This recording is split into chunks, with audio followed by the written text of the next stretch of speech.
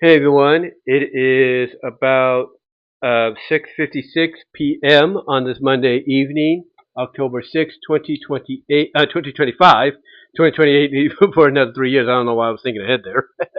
But yeah, it's October 6th, 2025, Monday evening, if you will. And today, believe it or not, I don't know if anybody forgot. I'm sure they didn't. But today marks 8 years since the 2017 My Little Pony movie based on Friendship is Magic was released in theaters. And the reason a lot of people celebrate, the anniversary of this film is because, like with a lot of films based on a toy franchise, mostly from Hasbro, they feel like that movie's not going to really succeed. And if it does, it's mainly due to maybe it being, an explosive box office, movie, basically a popcorn flick, if you will. And nobody really thought, the movie based on Friendship is Magic was going to succeed, but it basically surpassed people's expectations because it became one of the top movies of the weekend, and I think even maintained being in the top 5 and top 10 for at least another week or two afterwards. And I think mainly it's because not only of the popularity of the movie and everything and the support that fans were giving it by going to see it on the big screen, but also because of the story involved itself. The story, even though it felt like to many people an extension of the show, and it felt like it was a story that took place mainly around season 4, if not afterwards. It still had a good story. It still had a decent story, at the end. It still had something it still had, something for everybody. Let's put it that way. And it had a very diverse cast. I mean, you have a diverse celebrity cast headlined by Emily Blunt as Tempest Shadow, and then of course you have, Christine Chenoweth as the Princess Skystar, and then you have Sia in there as a Sia pony, and then you have Zoe Solana, Gamora, if you will, who played Gamora in the MCU films. You have her in there as the Captain Parrot Girl. I can't think of her name right now. Solano, I think, Captain Solano. I think that's what it was. So you have her in there. You have the guy that played Sabretooth in some of the X-Men films, as well as the voice of the Storm King. So you had a very good cast. You had Taye Diggs in there, as well. You had Taye Diggs voicing a character. I can't think of his name right now. I don't know why it's slipping my mind. Capper, that's what it is. Capper. You had him doing the voice and singing as well. So yeah, you had a very diverse celebrity cast, to go along with it, which I think also help attract people to see the film. And then, of course, like I said, you had a very decent story, even though, like I said, the story seemingly took place during or after season 4, if you will, even though they tried to play it into basically after season 7, if not into 8 and everything, if you will. But yeah, basically it had a very good story, and I think that's what helped made it a success. But the interesting part about the film is the fact that, it actually was seen by a lot of people at home before it hit theaters because somebody had actually leaked it online. Because I think during one of the premieres in LA or New York, someone was able to obtain a hard drive copy, if not a flash drive copy, of the film and upload it online. Or at least it's something like that. Correct? Let me know in the comments. Let me know in the comments. But yeah, basically, 8 years ago today, the film came out, and I could definitely recall. In fact, if you look here on my YouTube channel, I documented basically the fact that I went and saw the movie when it came out. And the way I documented, and the way I did this, and I've talked about it before with all the anniversaries for this film, what I did is I essentially went to the computer at work where you can try to request certain days off or look up your schedule and stuff like that. And I basically requested weeks, after we found out the release date, I requested, and I think I did this like a month or two in advance, I requested the 6th of October off. So that way I could go and see the movie. Even though it ended up being leaked, like I said, online. And yeah, I was one of the people that downloaded the leak and put it onto a physical physical DVD-R disc, DVD plus R disc. Even though I did that, I still wanted to be one of those fans that wanted to go to the theaters and support it. and I did. And like I said, I documented my journey on how it all started, because what I did is I woke up in the morning. I woke up in the morning, if you will, early, and when the opportunity presented itself, because of my living arrangements, if you will, when the opportunity presented itself, I went. I left the house.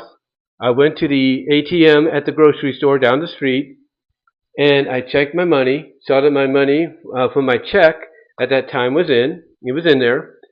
So I decided, okay, I'm going to go home, get myself ready, clean myself up a little bit more, and then I'm going to go take the bus, one of the early buses, and I'm going to go to Turlock. And what I did is I took the bus that went from here in Newman to Patterson. Then I got a transfer, because this was before we could show them, the ticket on our phone.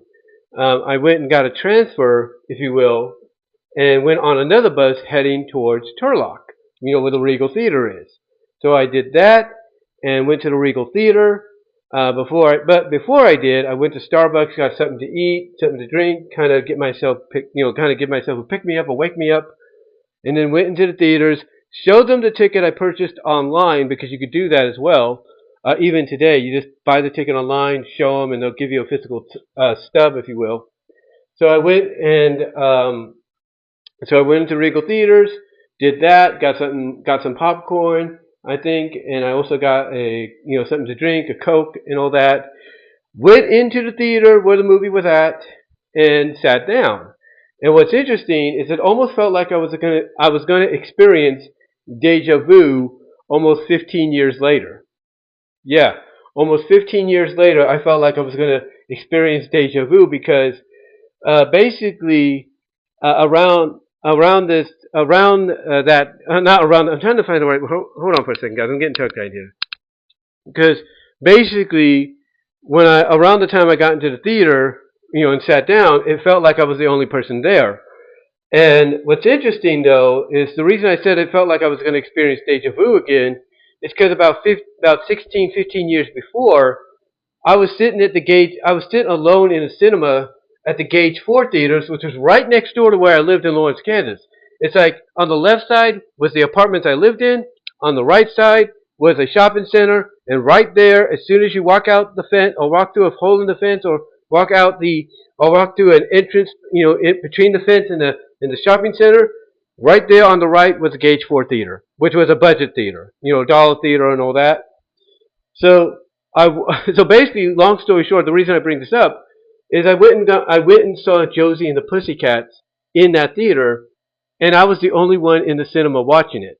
And I'm assuming it's because a lot of people already saw it over the Southwind 12, which was down the street from where I lived, across the street from the Walmart that I worked at eventually in 2006. But yeah, basically, long story short, ladies and gentlemen, it felt like I was going to experience that again with the My Little Pony film during the first showing on Friday morning. Now, I know a lot of people will say, well, it came out Thursday evening. Yeah, that was the Thursday evening premiere, preview, whatever you want to call it. But I was going at a time when everybody was, all the fans, college kids, high school kids, young adults and all that were either in college attending classes, in high school attending classes, or at work. I was coming in at that time. I was coming in around the 10 o'clock hour, if you will. And basically I went and saw the movie, like I said, but as I mentioned, it felt like I was going to be the only one there, but then a few other people started to come in. A grandmother and her daughter came in, a grandmother and her granddaughter, I should say, came in. And I think a few other people came in, maybe a little after the movie started. So I would say, for an early showing, you had about maybe 10, including myself, you probably had about 10 people in there.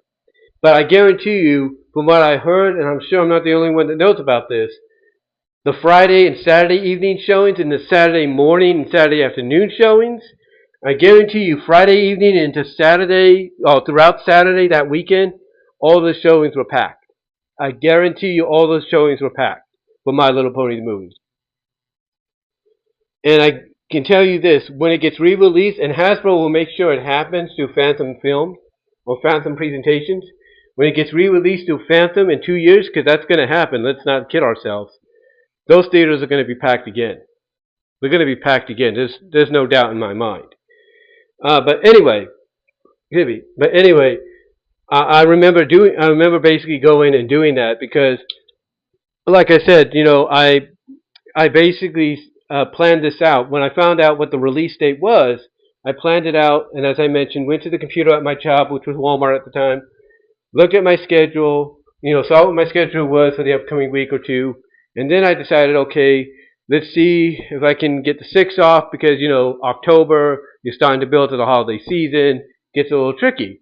But if you can get ahead of the curve, like by a few months, if not by a month, then you're good to go. And I think by basically the end of August and all that is when I think, if I can remember correctly, is when I requested for the 6th to be off. Because if you get way ahead of yourself or way ahead of them, and they see you put the request in on this date for this date, they gotta honor it because they know, hey, you did it at a time when pretty much nothing was really known as to what was going to happen at work, if you know what I mean. So I basically I kind of had a jump start, if you will, to make sure I would go. But like I said, because of my living arrangements, I had to work things out to where I left the house at a certain time to check my ATM check the bank ATM, check my account at the bank ATM at the grocery store here in town. Then, as I said, I came home, got myself cleaned up more, and then left the house again. Went to go see them, and went on the bus, and the rest is history. The rest is history. And what's interesting is I also got the movie when it came out officially to help support it even more. And I got it basically, in two ways. I got it basically as a limited gift set because it was, at my job. It was an exclusive at least for my job, this was an exclusive. They all had different exclusives depending on where you worked or where you shopped at. Here at my former job at Walmart, they had the gift set of the movie and a little drinking cup, a little, squirt cup, if you will. Basically a sports drink. Well, not a sports drink, but a sports cup, if you will, sports drink cup. If not bottle, sports drink bottle. Yeah, that's what it is. While others had different variations. Like Target, I think had a steelbook version, where it was all sparkly, and I think they had something to go along with it. And Best Buy, I think, had something as well. I can't really recall. But then that wasn't the only thing. What I started doing, because I'm someone that likes to collect and all that memorable, collect stuff and everything. I ended up buying as many figures as I could for the film. I bought I bought the sea pony versions of the characters as well as the translucent versions of the princesses and all that. And like I said, the sea pony versions of the characters. I bought the pirate aircraft, if you will. I bought the Cantalot Sequestria set, which was a Walmart exclusive because it had one additional piece in there, which I thought was cool. I got the poster, two posters actually. One that's behind my door and everything with the main six as sea ponies, and then I got the one that was seen in theaters to advertise it and everything as well. It says My Little Pony the movie on the big screen October 6th. And yeah, I also got the big Twilight, the talking Twilight they advertised and talked about for months. I ended up getting her, and I ended up getting a few other things. I got the junior novel, of course. I just got a lot of stuff. I just went all out for the film. I even got a freaking sleeping bag, if you will. I got a freaking sleeping bag as well at my job and everything. I think right before a mother and a daughter got it and everything. And I'm sure they got more in there because the daughter, when she saw me get it, she's like, he got the last one, But I'm sure she got one later on. I'm sure she was able to get one later on and everything. But yeah, basically, like I said, I just went all out, as a fan. I went all out, and even my nephew who was not engaged yet, but just started to date his wife at the time, or was going out with his wife. My oldest nephew got me a T-shirt with with the main six that sea ponies on it. So yeah, basically, I basically went all out when the movie came out. I even got the soundtrack physically as well. I even got the soundtrack physically as well. So yeah, I went all out, when it came to the film and everything, from a merchandise perspective as best I can, and all that, because I wanted the film to be successful, and I wanted basically something to remember the film. Remember the fact that I went and saw it in theaters. Remember the fact that I went and supported it when I did. And again, I just, the proof, for me is, really, it's literally, I wouldn't say splattered across my room, but in certain parts of my room and all that, it's there. The evidence, is there. So, I was just, happy to contribute when I did, as a fan. I was just happy to contribute as a fan when I did. And, I love it. I really do. I really do love it. And like I said, in 2 years when they do the 10-year anniversary, I'm not going to be surprised. I'm not going to be surprised. That they're going to re-release it in theaters. I will not be surprised that happens. By Phantom Films, they're going to re-release it in theaters, and I guarantee you, when it happens, fans are gonna pack that place out. They're gonna pack all those theaters out for that limited showing. They are. And again, as a fan, I supported, like I said, through everything I purchased. Heck, I even purchased a lot. I purchased, literally. This is the truth. Literally purchased the full boxes, the full box set of all the mystery ponies, all the mystery bag ponies you would get. I literally purchased a lot of those. So yeah, that was something. That was something and everything. But yeah, I just wanted to show my support and everything. But what's even more interesting about this week as well is not only are we celebrating the eighth anniversary of the film, not only are we celebrating the eighth anniversary of the film, but we're also celebrating 15 years. That's right, 15 years of My Little Pony. Friendship is Magic. 15 years, ladies and gentlemen. That is saying something. And if you hear anything, I'm going into the garage to turn the sidelight on and all that, as well as turn on the sprinklers for tomorrow. But anyway, it's 15 years. 15 years since My Little Pony Friendship is Magic came out. And honestly, as I've alluded to before, as I'm again turning the sprinklers on, as I've alluded to before, I really wasn't into Friendship is Magic at first. I mean, I wasn't too sure what the big deal was and all that. I wasn't too sure what the big deal was. But in the first 2 years, I kind of started to have a respect for it because I started seeing people my age, or at least from my generation, like Silver Quill and such, becoming fans of it. So I figured, and let me double check the side door, guys. This is what happens when you're doing a lot of stuff. You kind of get distracted. But anyway, I started to have, like I said, a respect for it when I found out that of all people, those of my generation, like Silver Quill and such, were becoming fans of it. So I figured, okay, there's got to be something there. And then I just started seeing the phenomenon, seeing and hearing, about the phenomenon that was Friendship is Magic, just getting bigger and bigger and bigger and bigger. And I figured, okay, I got to check this out. I got to see what this is about. And I think it might have been Luna Eclipsed. Watching some clips from Luna Eclipsed, the second season episode with Luna in basically what would be her, traditional form, her traditional design. You know, I saw that, saw clips from that, and I'm like, there might be something here. There might be actually something here I can sink my teeth into. And then, if that's not enough, I saw some other clips from episodes with Rarity in there, and I saw the dynamic she was having with Spike, and I'm like, that's the kind of thing I like in these shows. I like that kind of dynamic where you basically have an implied, not just an implied crush and everything that's acknowledged, by the person that's being crushed on, or the character's being crushed on, but it's also hinting at maybe there's something more there, that there is something that will go beyond it. And I ended up becoming, because of that, one of those fans that basically supported Spike and Rarity, and always felt like, basically, no matter who was in charge, as the person that would write off, basically sign off on stuff, I always felt like basically they were planting the seeds for Spike and Rarity, Sparity as it became known, to become something more. And even though people will say, well, it kind of cooled off a little bit during, during Megan McCarthy's run and all that, not, unlike Lauren Faust and Nicole Dubuque, it kind of cooled off a little bit. You still had your moments. Heck, you even had some moments, if you will.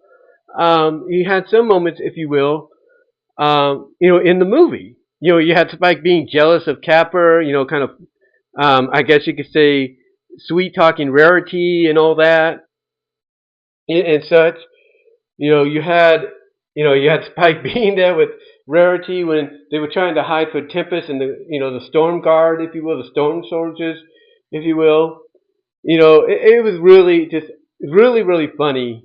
Not really, really funny, but it was really, really, really funny to see Rarity's reaction sometimes as well in the movie. But still, basically, it was nice to see Spike being there for her, even in the film. And it was nice to see them put these moments in there, even under Megan McCarthy's, run. But it wasn't as much. But you would see a lot more of it, though, in during Nicole Dubuque's run, probably just as much, if not more so, than Lauren Faust's run, because I think Nicole Dubuque knew that they had something here with Spike and Rarity. She knew it, even though she realized, hey, I can't really suggest or even make it pretty much a reality that they're going to get together, but I'll put enough in there to imply that something did happen.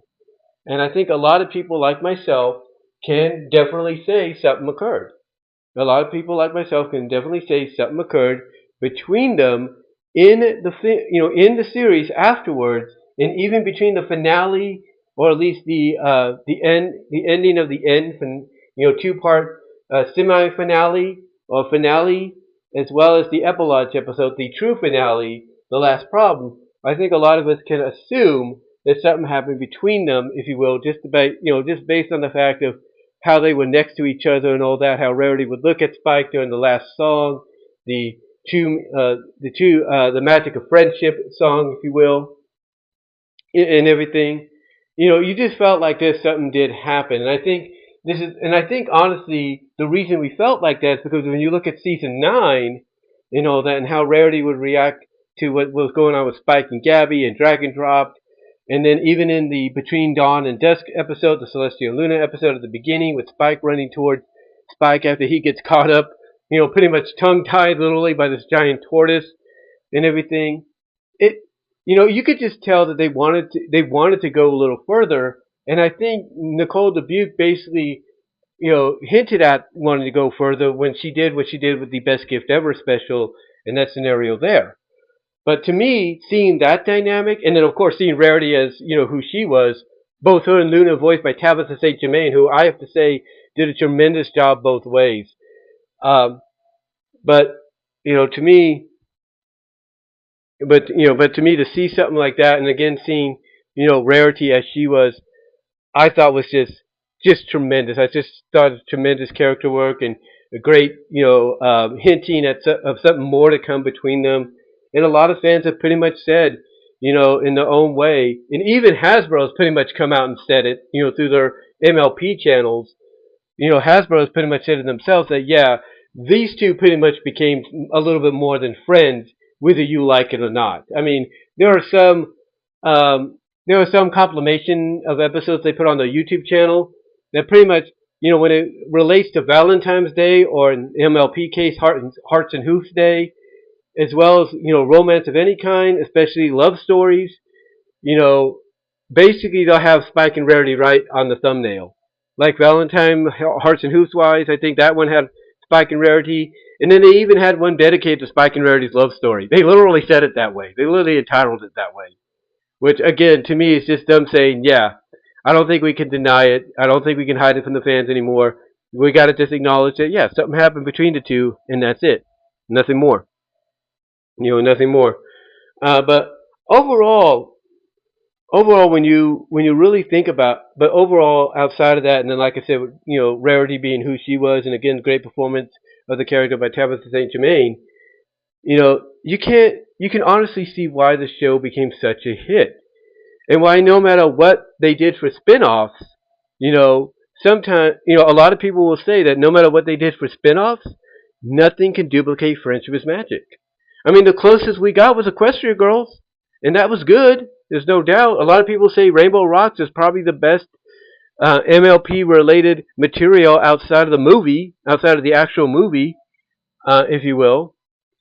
And Sunset Shimmer being an iconic character, being a great character, redeemable, great redeemable character, and same with Starlight. No matter how you feel about Starlight, so to me, when you look at the impact of the show 15 years later, it's not hard to believe why fans are excited for what's to come in the next year or two, especially if it's a hybrid of characters from both generations, both Generation 5 and Generation 4.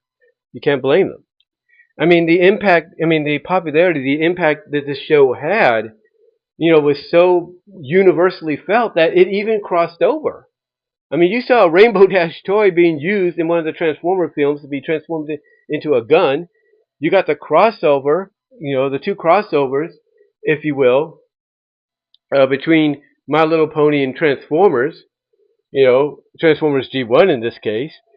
So it was. So you see the appeal that it had. You see the appeal that it had, and that why again fans still love it to this day. Why they still love it to this day, and why they will never let people forget about it. They never will. And I'm happy and proud to say that when I started out, I wasn't sure, but over time, I grew and became a part of the community. I became a brony, as they call it, and I'm proud to say that. I am proud to say that. So, yeah, it's just hard to believe it's been 15 years since it began, and you could see the impact it's had since then. You could definitely see that impact. But yeah, I just wanted to come on here and talk about the fact that not only is it the 8th anniversary of the movie, but it's also the 15th anniversary of the show, of the overall show itself. But let me know what your thoughts are, guys. What are your memories of when you first saw the movie 8 years ago, and what were your memories when you first became a fan of the show itself?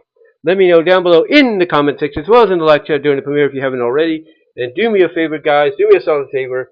Like the video, ring the bell for notifications, subscribe to the channel, also share the video, and click on the link in the description to find my content elsewhere outside of YouTube, as well as click on the fourth wall link to go to my new fourth wall store for merchandise you can't get anywhere else. I do have one item up there right now, but there will be more to come. And also, click on the link in the bottom to go to my OG Teespring store for merchandise you can't get anywhere else. But guys, give me your thoughts and memories on both when you first saw the movie and overall of the show, as we're talking about and celebrating 8 years, the 8th anniversary of the movie, and 15 years, the 15th anniversary of the show itself. Let me know down below in the comments, as well as in the live chat during the premiere. And until then, I am out.